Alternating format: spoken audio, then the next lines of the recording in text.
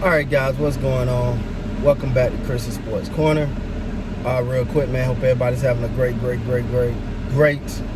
Monday. It's Monday, baby. Hope we're getting this Monday started off right. I want to come talk to y'all, man, about okay, so we know last night or yesterday evening, however you want to look at it, Dallas Mavericks got put out by the Clippers. Congratulations to the Clippers moving on to the second round, right? But an article came out today about Kristap Porzingis being frustrated with his role and his chemistry with Luka Doncic. The headline reads, Mavericks Kristap Porzingis reportedly frustrated with role in Dallas. Question emerged about the chemistry with Luka. Let me say this, man. Dude, and listen,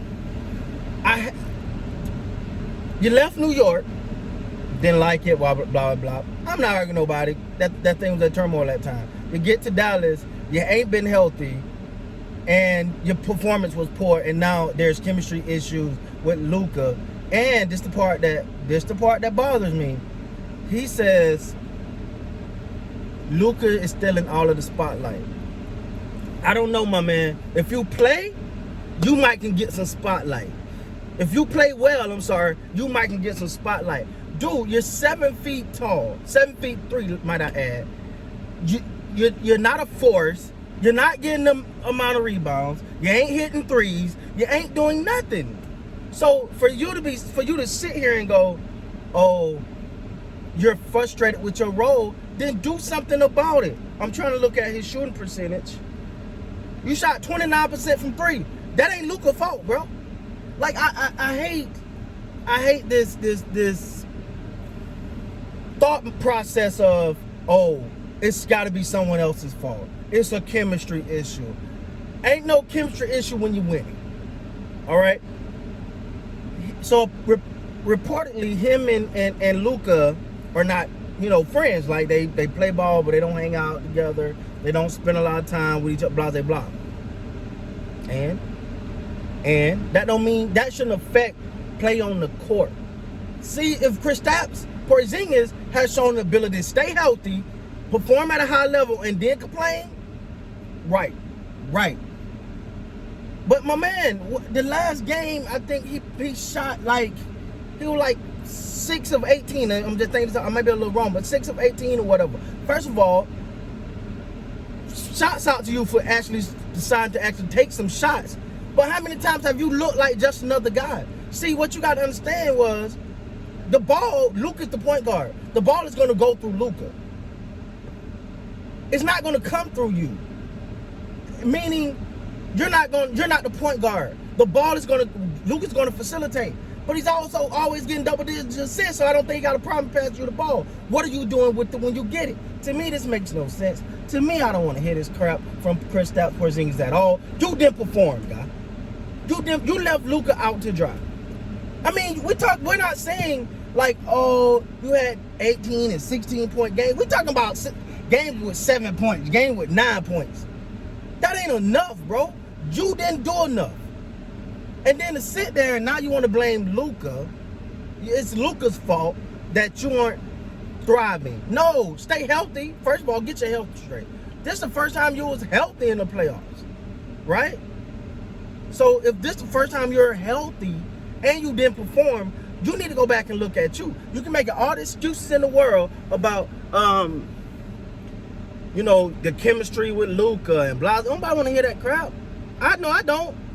I called almost every game. Even when they won, I was like, man, if Kristap Porzingis show up one game, if he just had that one big game, it's gonna be on. You got a green light, and this is what he won't say. He got a green light when he get the ball to shoot when he wants. He not obligated to pass it. He can take over a game if he wants. See, the thing is, and this is what, excuse my language, this is what pisses me off. When you got, for example, Tim Hardaway Jr. There were points where, throughout the series, where he was just like, I got the ball, I'm about to go make something happen. And he would drive, he would shoot, he would do pull-up, whatever he could, but he made it happen. Not, can somebody tell me when to make it happen? No, that's not how this works, my guy. You got to go out there and make it happen. And quite frankly, you didn't. Have some damn ownership for your fault. This is your fault. And if the chemistry don't get better and you want to get traded, you ain't looking that hot right now. Listen, we've seen these guys that look world beaters on bad teams, and then they get in some situations where they actually supposed to perform and they actually supposed to be pretty good, and it don't look like that. That's what it's starting to look like to me. You had a run in New York. I ain't really seen it since. You know what I'm saying? I ain't nothing against Jeremy Lin. I ain't trying to say you Jeremy Lin, but you had a run.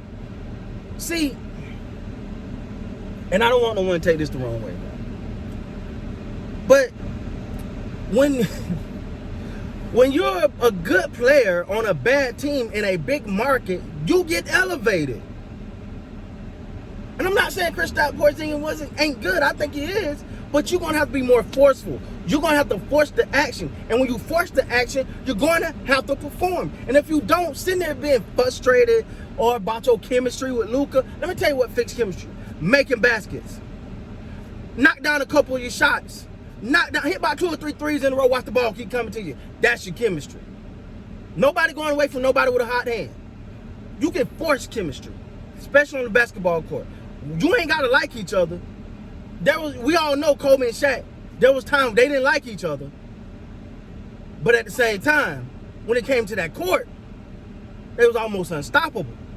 Only thing that could really stop them was them. So I say all that to say, Kristap, man up,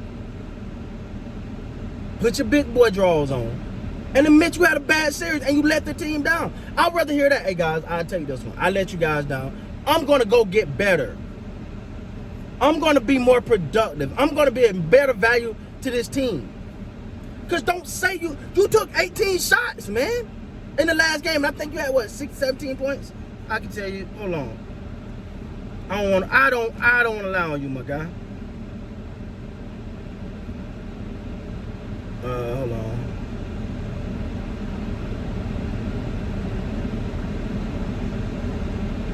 One second, guys. I don't want to allow my man here. No, I'm sorry. He was 6 of 12. 6 of 12 in the last game. 0 for 5 from the 3. He did have 16 points. 50%. But you could have shot way more than 12 points. You got to make it happen. I mean, you got to shoot more than 12 times. Just what that is. It's just what it is. So sit here and try to make it like, and for you to say Luka is still in the spotlight, why the hell you care about the spotlight? You should care about making shots and scoring and being a better part of this team, not just another guy. Sorry, Kristap, nobody want to hear that. You failed in this series. You let the team down. Go be better. Come back better next year. Give your team a chance to win. With that being said, guys, please like, comment, subscribe to the channel. Till next time, you guys be great.